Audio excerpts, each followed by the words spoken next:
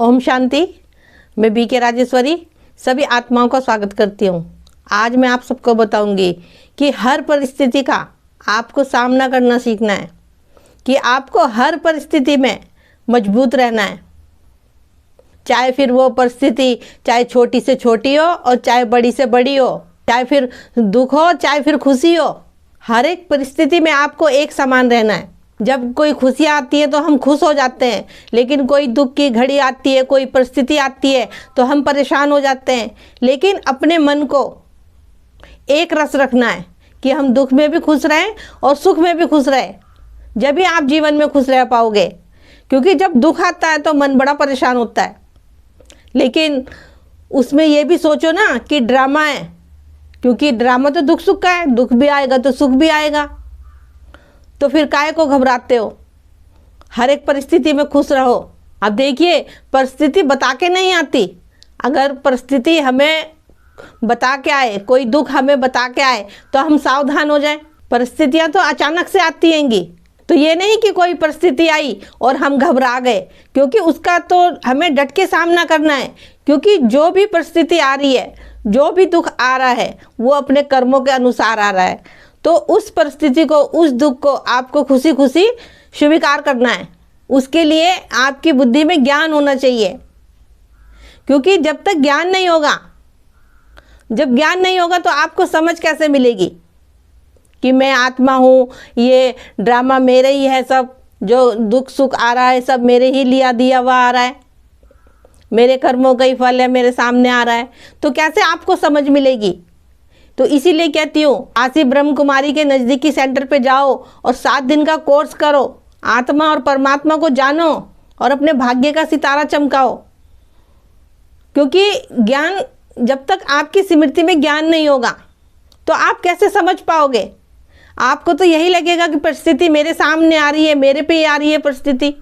और जब आपको ज्ञान की समझ हो जाएगी, ज्ञान आपकी स्मृति में ठहरने लगेगा, तो ऑटोमेटिकली आपको हर परिस्थिति का सामना करने की शक्ति मिल जाएगी। और ज्ञान नहीं होगा तो कोई परिस्थिति आई और आप कमज़ोर पड़ गए, चलने लग गए व्यर्थ के संकल्प, मेरे पे ही क्यों मुसीबत आ रही है, मेरे पे ही क्यों दिक्कत आ रही है, मैंने किसी का क्या करा है, ऐसे बहुत सारी बातें मन के अंदर चलने लगती है। इसीलिए कहती हूँ कि ज्ञान ना ले रखा हो तो ज्ञान लो और ज्ञान को समझो, ज्ञान को धारण करो, जिससे कि दुख और सुख में हम खुश रहना सीखें, हर परिस्थिति का हम सामना करना सीखें। और देखिए, रोज योग करो, रोज मुरली सुनो, मुरली को कभी भी मिस मत करो। जितनी जितनी आप मुरली को सुनोगे उतनी उतनी आपको धारणा होगी। और मुरली का सुन के उसका चिंतन करो, क्योंकि जब तक हम उसका मंथन नहीं करेंगे मुरली का, जब तक भी हमारे अंदर कुछ समझ नहीं आने की, तो मुरली सुनो, उसका मंथन करो और योग करो। योग में बैठ के बाबा से बातें करो, मन बुद्धि को अपने एक जगह एकाग्र करो। देखिए, परिस्थितियां आ रही हैं और आएंगी भी, आगे और भी आएगी, लेकिन घबराना नहीं है। क्योंकि अगर आप घबरा गए तो आप क्या कर पाओगे? तो उसका सामना करो डट के, क्योंकि परिस्थितियां जो आ रही है वो हमें मजबूत बनाने के लिए आ रही है अंदर से। अगर आप घबराओगे तो आप कैसे मजबूत बनोगे? आप तो कमजोरी पड़ोगे।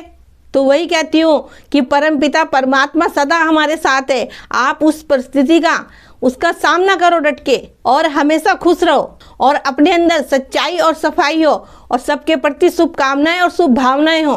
जब भी तो आप हर परिस्थिति के लिए तैयार हो जाओगे, और नहीं तो परिस्थिति आएगी और आप कमजोर पड़ जाओगे अंदर से।